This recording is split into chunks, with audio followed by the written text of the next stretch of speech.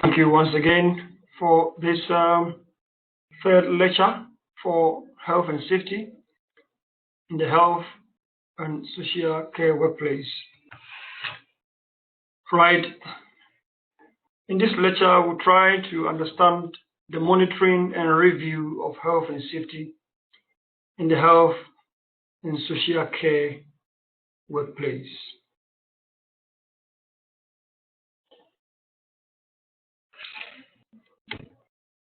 So the overall aim of this unit is to help learners understand the monitoring and review of health and safety in the health and social care environment. In fact, health and safety is quite key. Wherever you work in the health and social care sector, be it in the care home, in the hospital, in the community, in the GP surgery, the issue of health and safety is quite keen because we are dealing with patients and visitors as well as ourselves. Therefore, the issue of understanding how to monitor and review health and safety issues is very crucial in any health and social care environment. Now, when we say monitoring and review in health and social care, it's something which is ongoing. Day in and day out, if you identify any risk, we try to minimize the risk or remove it and make sure any potential risk is controlled. So monitoring and review is ongoing. It's ongoing. It should be done all the time. You should be able to monitor what is going on in terms of health and safety. There should be constant review and auditing risk and control.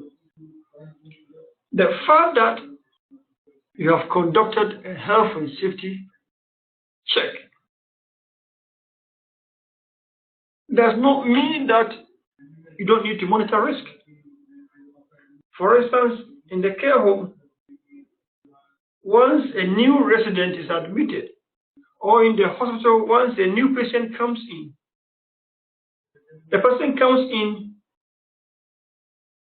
with his or her own needs. Therefore, immediately, we need to review and audit any risk that can potentially occur. So when we say monitoring and review, we should constantly monitor and review to see if situation has changed. We should be able to audit all risk in the environment. And we try to make adjustments to the health and safety systems, policies, and procedures as a response to the review that we undertake, and we record everything. For instance, in the care home environment, if a resident who is hard to hear comes into the home, immediately health and safety procedures must be reviewed. Because something that would be risky to somebody who can see properly is different from somebody who is partially sighted. So when somebody who is partially sighted comes into the home, immediately health and safety procedures must be reviewed, and any potential risk identified and all controls to be put in place. So should be making adjustment to the systems, review our policies in line with the new resident who has come in, as well as changing all our procedures to suit the person who was coming, and everything must be recorded. So we, as aspiring health and social care professionals, we need to be very vigilant in terms of health and safety, and make sure that we constantly monitor and review situations so that when anything changes or when any potential risk is bound to happen, we'll be able to review our procedures, our systems, and policies in response to that potential risk, and then everything is recorded. So monitoring and reviewing of health and safety, be it in the care home, be it in the hospital, in the GP surgery, in the community setting, is very important. And whatever review and monitoring is done must be recorded so that we'll be able to keep track and review systems, policies, and procedures as and when necessary. The next slide, we look at the Care Quality Commission, CQC, formerly Commission for Social Care Inspection and Regulation 26 Audit. Now, what is the role of the CQC in monitoring health and safety in the workplace? Why do they have to audit? Number one, they need to monitor health and social care workplaces. They are mandated in domiciliary care setting and a domiciliary care standard regulation 12. Next slide. What happens during the audit?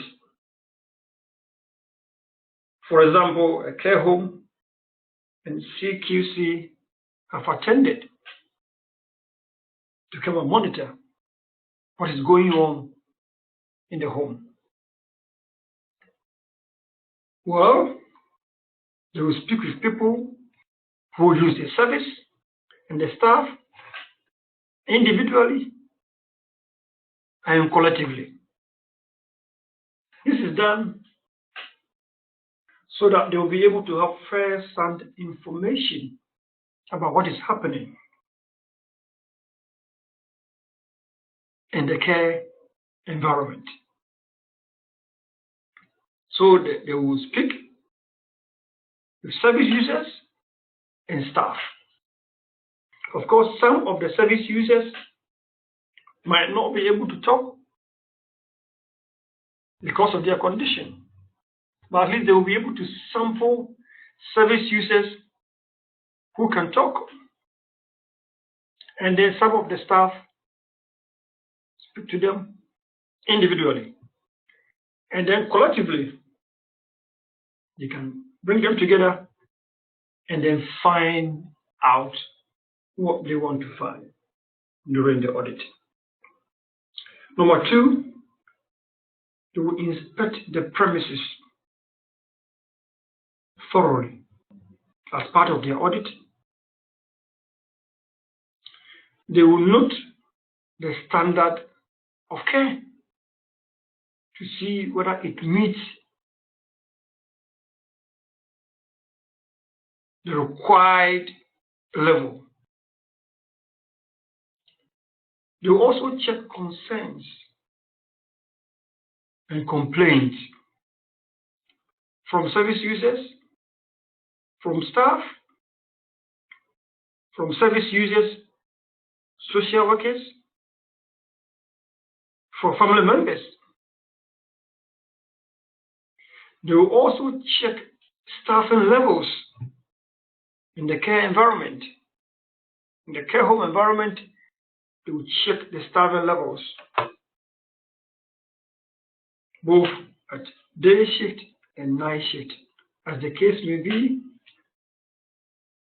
They will also check health and safety concerns in the home, either the hospital or the GP surgery, any health and safety concerns which has been raised. They will also check team meetings, see the record of meetings minutes, go through it, look at any concerns that have been raised in their meetings and whether such concerns has been addressed or not. They will also check supervision and training needs. How best supervision is done in the case of a care home, how supervision is done as far as the workers are concerned, and as far as service users are concerned. They will also look at the training needs of staff and look on their file to see the training they have already conducted and what they have planned to undertake, and any needs that staff has expressed. All these issues will be checked. Apart from that, they are also mandated to check people's support plans. Look at the plans in place, care plans in place for service users to be able to know if it's appropriate or not.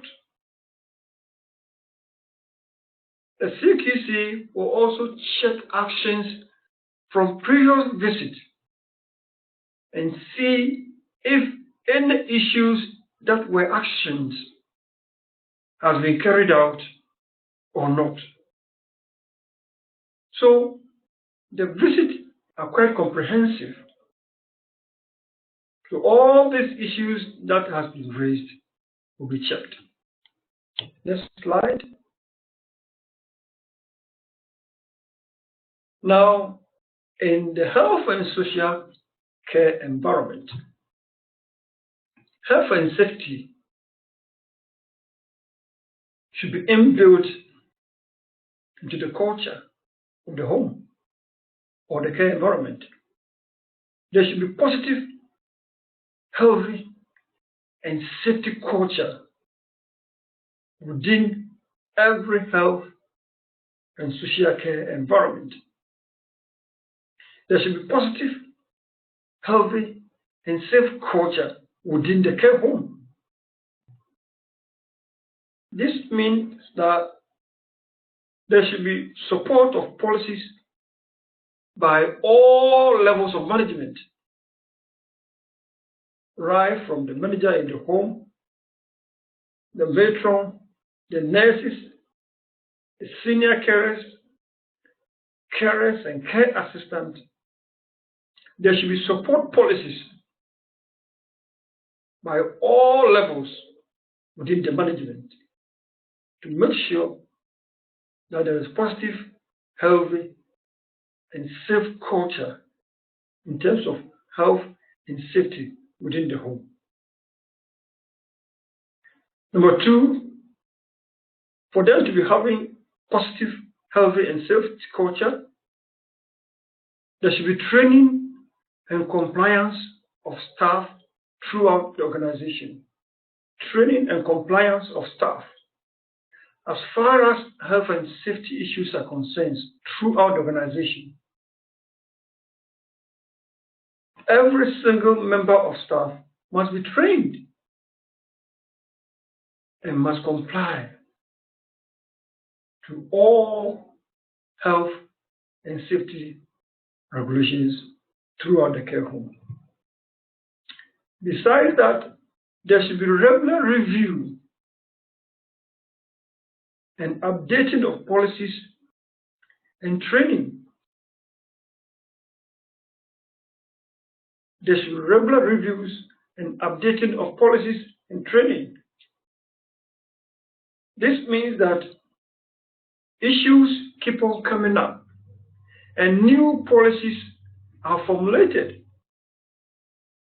That means that staff in health and social care environment should retrain at regular intervals so that they will be able to update themselves into the current health and safety policies. So there's a regular review and updating of policies as well as training.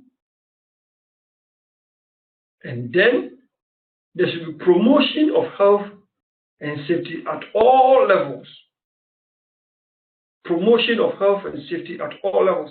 If these are done, then we'll have a positive, healthy, and safe culture which will be built into the operation of the health and social care environment. So, as an aspiring health and social care professionals, we should be able to understand ways in which health and safety requirements of customers and the work of practitioners in health and social care environment, be it at the care home, the GP surgery, the community, the hospital. There should be inbuilt health and safety culture. Right. The next slide, we'll look at individual contribution. Now, health and safety is holistic, and every individual staff has got his or her own contribution to make sure the environment that they are working with is safe and secure for themselves, for the service users, for visitors, and for everybody in the care environment. So individuals need to contribute. This means that individuals must take responsibility. So, as a health and social care professional, one of your contributions is to take responsibility to ensuring that health and safety in the home is maintained, that all policies and procedures are followed and implemented. Again, you should ensure your own safety and the safety of other health care professionals you are working with are maintained in accordance with organizational policy and procedures. Besides that, you should be able to report potential hazard and identify all issues that pertain to health and safety. So even though you might have a designated health and safety person, as an individual, you have a role to play to ensuring your own safety and safety of others by understanding your limit in terms of health and safety, taking responsibilities, ensuring the safety for yourself and others, in line with organizational policy and procedure, so that you don't do things your own way or what you think is right, but ensure that whatever action you take in terms of health and safety is in accordance with the organizational policy and procedures, and that you will report all potential hazards and issues that are identified. Right, that is the end of our lecture. I hope you will be able to start working on the assignment brief And all issues that may crop up or whatever you do not understand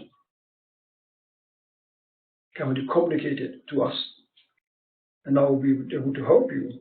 I'm going to upload this slide on Moodle so that you can have access and then to be able to work on your assignment. Thank you very much for your time. Bye for now.